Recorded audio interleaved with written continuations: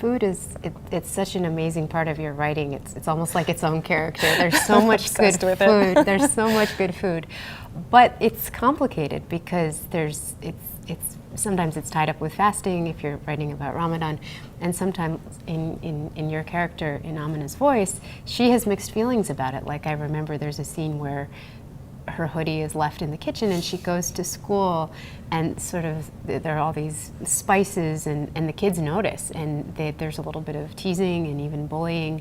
Her friend has the food that the kimchi that smells really strong and gets teased, and sometimes she just really wants a peanut butter sandwich, and so like there's a little bit of a tension because it's so special and she has her favorite dishes, and so I just wonder, like, what was that like for you growing up with all this amazing food in your house? Well, I definitely did have the experience of my mom putting a shami kebab in my lunchbox and opening that up and that smell wafting through the cafeteria, and really wishing for tuna, which is not the best smelling thing you could have in your lunchbox either, but at least it's familiar.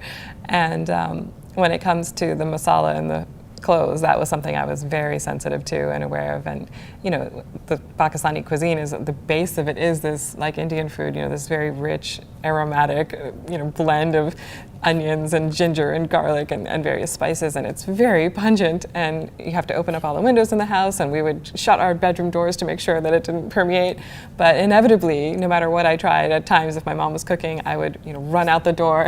And even in that short time, especially if my hair was wet, it felt like this magnet for the smell. And it happened to me in school where I was in high school and I walked in. For some reason I was late, and so my mom was cooking when I arrived at school, and somebody was sniffing around, and she didn't have bad intention at all, but she said, "Did somebody bring Chinese food?" And I just started laughing and saying, you know, it's me. But you know, I was again in high school, and so it was a little bit better than had I been in 4th grade or 5th grade, when you can't necessarily laugh at yourself.